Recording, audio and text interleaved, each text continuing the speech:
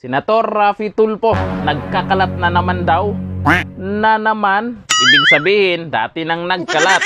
Ayon po yan sa post po ng ating kaibigang si Coco Locoy. Nagkakalat daw si Raffy Tulfo matapos may sabihin dyan si VP Inday Sara. Totoo kaya ito? Siyempre, i-confirm po natin yan kung totoo pong nagkalat po si Senador Raffy Tulfo at kung ano yung ginawa niya. Dito sa post po ni Coco Locoy, nagkalat na naman si Tulfo. Gusto daw makatulong, sinabihan ni Inday na gumawa ng batas. Wala daw siyang kapangyarihan?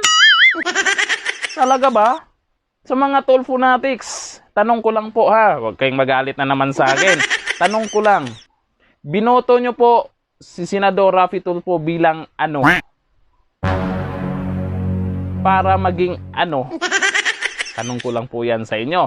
Okay, and dito po sa post ni Coco Locoy ay may share po siyang link kung saan po natin mapanood yung sinasabi po niyang pagkakalat ni Senador Raffy Tulfo. Itong video na ito ay tungkol po ito sa PTA donations na tinalakay ni Senador Tulfo at BP Duterte sa budget hearing.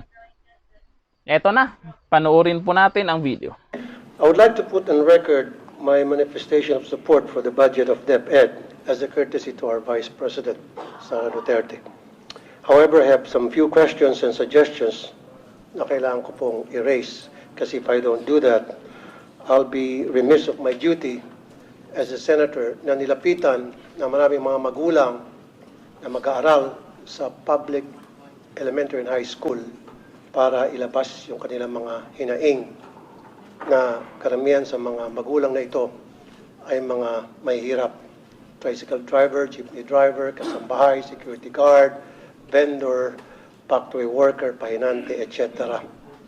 At karamihan sa kanilang mga hinaing ay pare-pareho lang ang sinasabi. Malaki po ang budget ng DepEd pagdating sa MOOE, 48 billion pesos a year. And yet, every single day, nakakatanggap po ako ng reklamo mula sa mga magulang na mga mahirap natin mag-aaral para sa kontribusyon. At ang eskwelahan ay nagsasabi through the PTA, Parents Teacher Association, in the guise of voluntary contribution, when in fact it is a required contribution, mandatory contribution para sa chalks, floor wax, pintura, varnish, TV repairs, electric fan, test tube, and laboratory materials. Kasama dyan yung printer. At alam ko po, yan ay napapaloob sa supplies and equipment na meron pong bilyones na budget from DepEd. Isa pa po, or ilan pa po sa mga sinisingil na mga public schools sa mga mag-aaral, ng mga magulang, ay utility bills. Yung bayad para sa kuryente ay hiningi ng contribution na para magbayad ay yung mga mag-aaral. Yung bayad para sa janitor, yung bayad po para sa mga security guard, yung bayad po para sa repair ng CR, and pati po dun sa field trip na sana po ay libre. Now, ang tanong, can somebody run me through, papaano po ba nadi-distribute, nadi-disburse yung billions and billions of pesos para sa mga nabanggit ko? How is it being distributed at bakit po hindi nakakarating sa mga eskwelahan na marami sa kanila mga guro. In fact, I talked to some of them. Of course, I'm not gonna mention their name for obvious reason. Wala na po nakakarating sa kanila kaya ang nangyari, nagre-remedyo po sila at ni-require nila yung kanilang mga estudyante na mag-contribute. Paano po naging required to? Kasi what they do is they call a PTA meeting. Ito po yung doorway, Parents Teachers Association. So pagdating po sa PTA, ngayon, ang first agenda palagi is kailangan natin magbigay ng contribution para sa chalk, floor wax, etc. Kailangan natin magawa agad ito. So ang nangyayari, yung mga magulang ng mga estudyante na walang-wala, napipilitan, peer pressure ang tawag po niyan, sapagkat ilan doon sa mga magulang na mag-aaral na can afford tumataas ng kamay. Yung mga hindi po nagbo-volunteer, hindi tumataas ng kamay, na binabagsak. Yung mahilig mag-contribute, mataas ang grado at honor students pa. Kaya ilan sa mga magulang na ito, napipilitan dumiskarte para lamang makapagbigay ng tinatawag na contribution daw. Sino pong gusto sumagot? Madam Chair, Your Honor, Yusek Escobedo of Field Operations will answer the question. Go ahead, Madam Chair, good afternoon. Unang-una po, yung merong existing policy ang Department of Education as regards to the no collection policy because tama po ang nabanggit ni Senator Tulfo that we have the MOOE, school MOOE, at kabilang na dito yung ano ang mga needs ng mga teachers, including repairs and payment for electricity. And we also recognize that merong mga PTAs na nag-i-impose na mga contributions because they're saying that they are a private organization and meron na po kaming mga ongoing investigations. Isa na po dito sa Region 3 where the teacher involved has resigned. And Sir, the case- excuse me, let me cut you off. Hindi lang po sa Region 3, sa lahat po ng lugar sa Pilipinas, when I posted sa Facebook page ko yung reklamo ng ilang mga magulang na pumunta po sa radio program ko Wanted sa radyo, binaha po ako ng mga comments from parents all over the country stating that pati sila sa kanilang eskwelahan, yes, meron daw po talagang tinatawag na voluntary contribution from na inimpose po ng PTA. Ang nangyari po kasi sana, ang request ko, pagsabihan niyo po, pag meron pong PTA meeting, dapat wala na akong pag-uusapan na tungkol sa contributions. Dapat ang pag-uusapan lang po sa lahat ng PTA meeting, i-require niyo po, ay tungkol lang po sa academic performance ng mga estudyante o yung mga problema at hinaing ng mga estudyante, period. Kasi ang nangyari, tuwing PTA meeting, 101% ang unang agenda sa meeting na yan, and I have proof from parents and even teachers na ang first agenda tuwing magkakaroon ng PTA ay project. Ano ang pwede natin magawang project sa eskwelahan? Repair para sa CR. Varnish para sa silya na nasisira na. Bili tayo ng chalk, bili tayo ng floor wax, bili tayo ng ganito, ganon, ganon.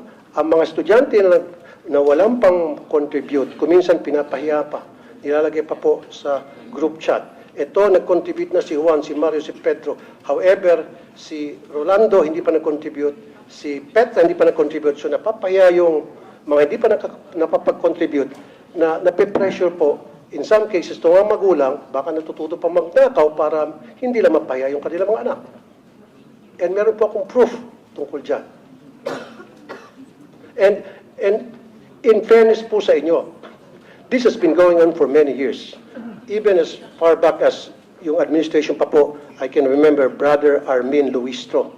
In fact, nag-away pa kami on-air niya sa Wanted sa radyo because ayaw niya maniwala hanggang sa pinadalahan ko siya ng mga reklamo and nakita niya po na talagang valid and then nag-issue po siya ng memo na stop na yung contribution, voluntary contribution. After a few months, nagsibalikan din po hanggang ngayon. So is there a way na talagang once and for all, since senador na po ako, because I promise na once ako'y maging senador, I'll put a stop of this nonsense.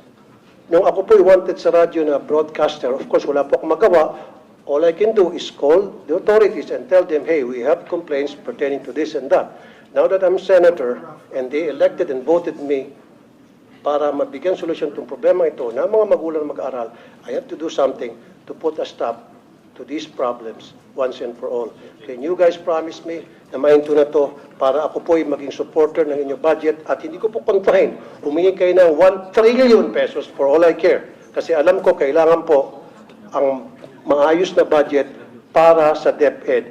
And I firmly believe na kailangan talaga ng DepEd ng pinakamalaking budget among all other agencies because we need to give quality educations to our poor na mga kababayan. Because I believe in he who has less in life should have more in law. So, dapat sa ating batas, bigyan po ng magandang edukasyon bigyan po ng magandang serbisyo ang mga mayor nating kababayan. Dito lang po sana sila makakabawi. And I agree, dapat pabawiin natin sila sa pamamagitan ng pagbigay ng quality education. Pero how can we give these students quality of education kung kulang-kulang? And then, we're teaching these kids to be corrupt when they grow up. How and why? Because they know, and they knew, na yung paghihingi sa kanilang contribution ay pangingikil. Sir, So pag lumaki po itong mga estudyante, makikita nila na okay lang pala yung mangingikil kasi si teacher nangingikil sa amin. So paglaki nila, there's the possibility na baka mangingikil sila. Okay, Senator Tulfo, your time is up, no? You've been informed that your time is up. You've responded, but kindly respond again. Yusek Escobedo. Madam Chair, Your Honor, number one, you asked the question on how you can help. Paano kayo makatulong na senator na kayo ngayon? Pwede po kayong gumawa ng batas na ipagbawal po ang voluntary contribution sa mga PTAs. And then, pwede po nating i-implement yan. May penalties po yung teacher or parent na mag-insist na merong voluntary contribution.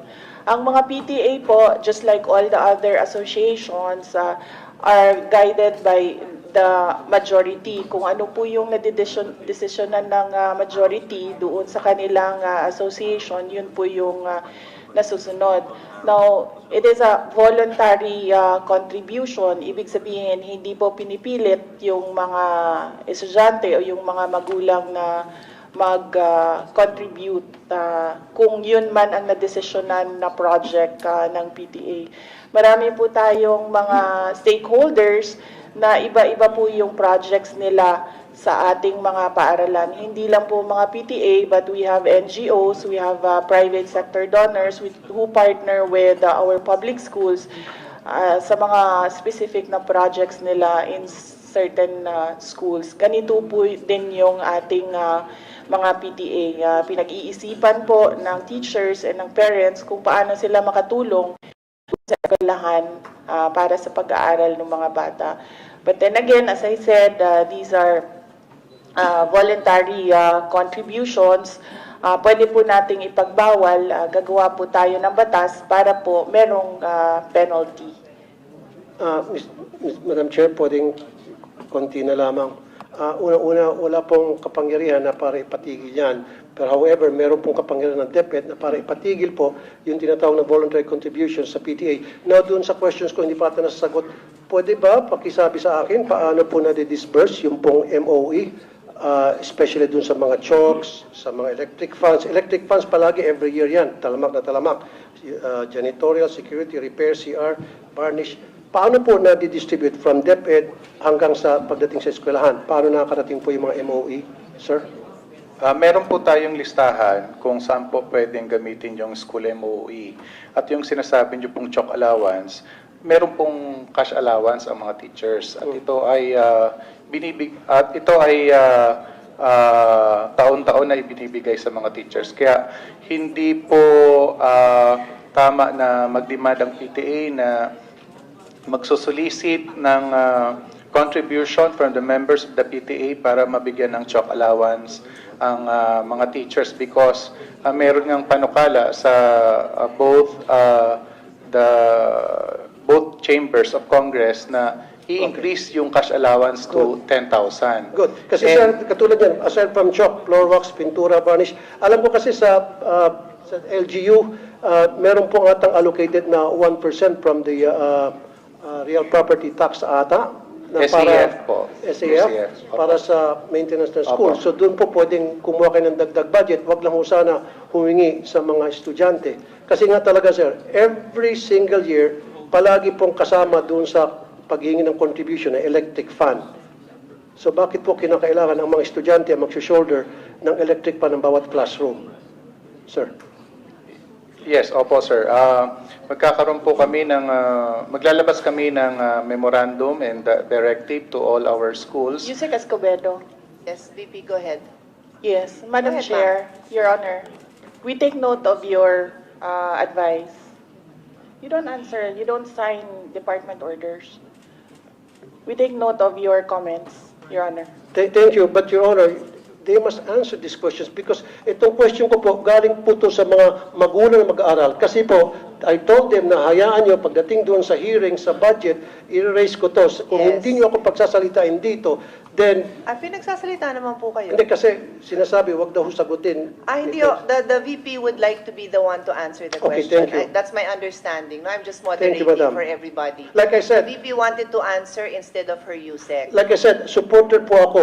Hindi ko po questionin yung budget. Ayaw ko pong bawasan. In fact, I'd like to put it on record, kung dadagdagan pa yung budget ng DepEd, I will support. Kaya lang, kailangan ko lang po ng mga kasagutan sa ilang katanungan ng mga magulang na mag-aaral. I don't have anything against. In fact, Yeah. confidential fund na marami nagka-question, I don't give a heck about that. Walang pakialam dyan. Ang pakialam ko talaga, yung hinain ng mga magulang. Yun na po talaga. So, paki-answer lang po. Kung sino sanang gusto If I mag-answer. may, Senator Raffy, the Secretary took the floor earlier and responded that ang suggestion po niya, and correct me if I'm wrong, my understanding from the Secretary is that she said what you could do, because you were asking what you could do now that you're a senator, is to pass a law that would prevent that. Because as far as DepEd is concerned, they have already issued the memorandums that prohibit contributions. Pero yung gustong gawin ng PTA, ng parents, my understanding is that's out of your hands. No, that's out of your hands what the PTA would like to do. Although, I think maybe an assurance that hindi nyo naman ini-encourage talaga yon, di ba? It's not encouraged, you cannot, they do not mandate it, they follow that. That's my understanding. Madam Chair, okay, ano kaya tuwing magkaroon ng PTA meeting, nandoon po yung taga-DepEd para i-monitor yung proceedings ng meeting, para pagsabihin ng DepEd, hey, meron na kami memo dyan na bawal ang pag-uusapan ng project, umayos-ayos kayo, ang pag-uusapan nyo lang academic Sure. performance ng estudyante. Is that fair enough? PTA ho means parent-teacher, so may teacher ho na present doon. Yes, may And- teachers na present. At Yun principal ako. pa kung minsan. Kaya lang, Yeah. sinasabi ko lamang po, meron dapat nagmo-monitor kasi hindi po nasusunod. Kung minsan, like I said, yung kay Armin Luisto noon, nasunod yun for ilang months. After several months, bumalik ulit. Kaya ang suggestion ko ngayon, pag may PTA meeting, meron pong taga-DepEd na nagmo-monitor ng meeting nila to make sure na nasusunod kung anong nakalagay sa Baka sir, memorandum order. you could give them the specific complaints that you received so that they can particularly go to those schools and find out if there were any violations and find out if there was conduct unbecoming of a parent, of a teacher that should be addressed. Ang reklamo nga po, Madam Chair, ay yung pong sinasabing voluntary contribution na inaamin na nga po ng DepEd na mali talaga. Tulad po na ulitin ko, chalk, floor wax, pintura, varnish, TV, electric fan, test tube, printer, utility bills, janitorial, security guard, repair ng CR. Ito po ay mga reklamo and documented po ito. And I have documents to support this. And in fact, some of the teachers also told me na talaga nangyari po yan, Mr. Senator, wala kami magawa kasi hindi po nakakarating sa amin yung budget.